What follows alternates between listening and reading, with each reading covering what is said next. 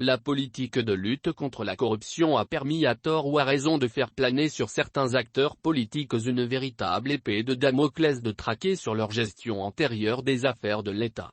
C'est ainsi que des menaces de convocation au pôle économique pour de présumées mauvaises gestions de marchés publics ont éloigné certains responsables du pays. Sont-ils poursuivis pour des malversations les concernant? Rien n'est clairement défini. Mais, il semble que des bruits d'initiatives de poursuites judiciaires ont fuité dans certaines sphères du pouvoir. Ce qui a fait que de nombreux hauts cadres de l'État ont pris leur distance du pays et ont ainsi presque mis sous éteignoir leurs ambitions politiques. En effet, d'anciens hauts responsables du pays rasent le mur et pourraient s'auto-exclure des starting blocks des prochaines élections générales. À titre d'exemple, comment des personnalités comme l'ancien Premier ministre, Dr Boubou Cissé, les anciens ministres Mamadou Igor Diarra, Siema Hubert Koulibaly peuvent-elles se lancer dans la course pour la prochaine élection présidentielle dans le contexte actuel? À ces leaders pourrait s'ajouter le patron du groupe d'entreprise Sira Holding, Seydou Mamadou Koulibaly, non moins parrain du mouvement Binkan, réputé convoiter récemment l'accession au palais présidentiel de Koulouba.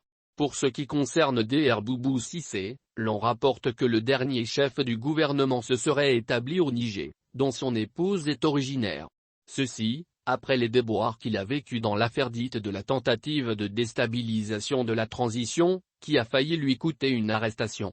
Il a dû vivre un moment dans la cachette, avant que la justice ne prononce un non-lieu de ce dossier, visiblement tiré par les cheveux. Mais, il est établi que les autorités de la transition pourraient difficilement envisager que Dr Boubou Cissé, considéré à tort ou à raison comme un protégé du président Alassane Dramane Ouattara, aussi, puisse valablement déposer sa candidature pour la prochaine élection présidentielle. Idem, pour les anciens ministres Siema Hubert Koulibaly et Mamadou Igor Diarra, considérés comme des héritiers de la gouvernance IBK. Et le pouvoir actuel et ses alliés n'ont ménagé aucun effort pour qu'ils soient vus comme des acteurs majeurs de la mauvaise gouvernance dans le domaine de la défense et de la sécurité. Les deux anciens ministres ayant respectivement été chefs du département de la défense et celui de l'économie et des finances, leurs images ont ainsi été bien ternies comme mêlées d'une manière ou d'une autre à des malversations dans des marchés d'équipement de l'armée.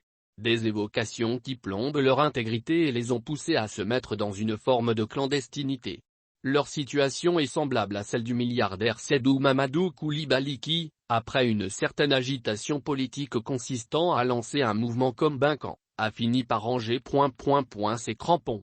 Qu'est-ce qui s'est passé pour que le mouvement Binkan, qui avait commencé à déboucher et à démarcher de nombreux cadres politiques, se soit brusquement emmuré dans un silence aussi assourdissant?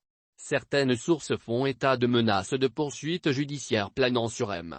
Koulibaly pour l'exécution de plusieurs marchés publics, même si ces informations ne sont pas officiellement confirmées. Ce qui est sûr, le ver est dans le fruit de certains potentiels prétendants à la conquête du palais de Koulouba. Et c'est seul l'avenir qui permettra de voir clair dans la perspective de la prochaine élection présidentielle. Surtout qu'il est évident que le pouvoir de transition ne jouera aucunement au spectateur dans cette bataille électorale.